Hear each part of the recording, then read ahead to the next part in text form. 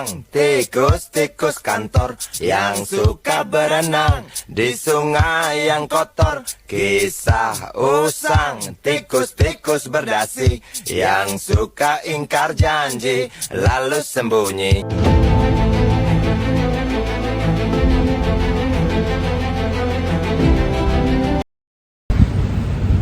Kalian udah baca belum sih berita terbaru tentang Nadiem Makarim korupsi ini uang 2 triliun? Hah? Enggak, berapa ini? 2 triliun? Ya ampun, itu kan uang rakyat, semua uang kita. Kayak kemarin dia ada buat program Chromebook tuh untuk itu ya, apa tuh namanya, ngedigitalisasi sekolah. Iya. Aku masih ingat waktu sekolah aku di daerah aku itu, kami cuma dapat 2 laptop, sementara sekolah di kota dapat puluhan. Aku pikir karena kebijakan, ternyata Iya, dan sekarang terbukti proyeknya penuh kejanggalan.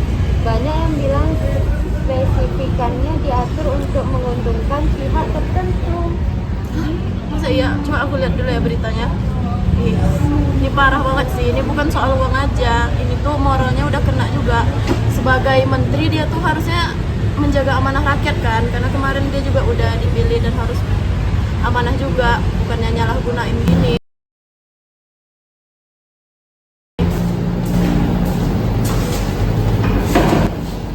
Oke, terima kasih atas kesempatan ini. Saya ingin menjelaskan bahwa semua kebijakan yang saya buat bertujuan untuk mempercepat digitalisasi pendidikan.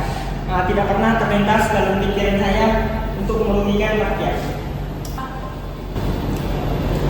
Sebelumnya dengan hormat Pak, tapi bukankah tanggung jawab Bapak sebagai seorang pejabat negara, bukannya hanya niat baik Bapak saja, tapi Bapak harus juga transparansi dan jujur dalam mengambil kebijakan ini semua. Pak,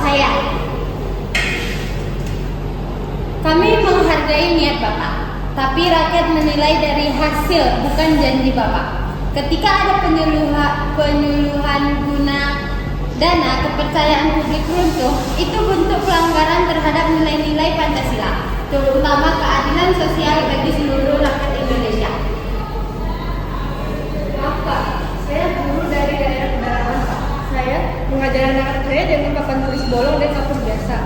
Anak-anak saya sempat berharap dengan program laptop ini, tapi sampai sekarang belum terrealisasi. Bapak tahu gimana rasanya melihat rapat anak-anak yang makin lama makin menghilang. Saya tidak tahu harus bilang apa. Tapi saya tidak pernah berniat mencederai pendidikan Indonesia. Mungkin sistem yang saya pimpin tidak berjalan dengan sempurna. Niat baik Bapak tanpa pengawasan ini itu udah salah Pak. Nah, sebagai warga negara kami pun punya hak untuk menuntut keadilan. Dengan Bapak begini itu sudah mencederai Pancasila kita yang kelima, keadilan sosial bagi seluruh rakyat Indonesia. Pak, saya sebagai jurnalis, betul apa yang dikatakan oleh Sinta. Penjabat publik harus paham bahwa jabatan adalah amanah untuk rakyat. Jika amanah disalahgunakan, berarti Bapak telah mengkhianati kepercayaan warga negara Indonesia. Dan bagi kami di sekolah, korupsi di dunia ternyata itu seperti merampas masa depan anak-anak kami Pak. Saya tahu saya telah mengecewakan banyak orang. Mungkin saya terlalu sibuk mengejar citra sampai lupa pada tanggung jawab moral dan spiritual. Saya bersedia menjalani proses hukum dan mempertanggungjawabkan semua perbuatan saya. Terima kasih. Tadi Kak. Oke Pak, semoga kasus ini bisa kita jadikan pelajaran bagi semua penyelenggara negara. Keluarga negara bukan hanya soal hak, tapi juga kewajiban menjaga kejujuran dan integritas ini semua. Dan semoga pemerintah sadar bahwa pendidikan adalah kunci dari kemajuan bangsa. Kalau dana pendidikan disalahgunakan, itu sama saja dengan kita menghancurkan masa depan anak-anak bangsa kita, Pak.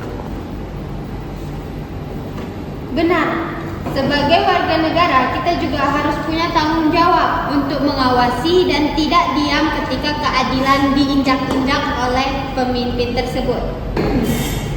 Saya mungkin gagal menjaga amanah, tapi saya berharap generasi muda seperti kalian-kalian ini bisa menjadi warga negara yang lebih baik, jujur, kritis, dan bisa juga berani menegakkan kebenaran. Sekali lagi saya ucapkan terima kasih atas kesempatannya. Saya mohon maaf bila banyak salah yang pernah saya perbuat. Terima kasih semuanya. Selesai juga pembicaraan kita sama Pak Nadiem ya. Iya, aku nggak nyangka kita bisa langsung kayak gini sama Bapak tuh, humble itu. Semoga dari kejadian ini Pak Nadiem tidak mengulangi kesalahannya. Respect.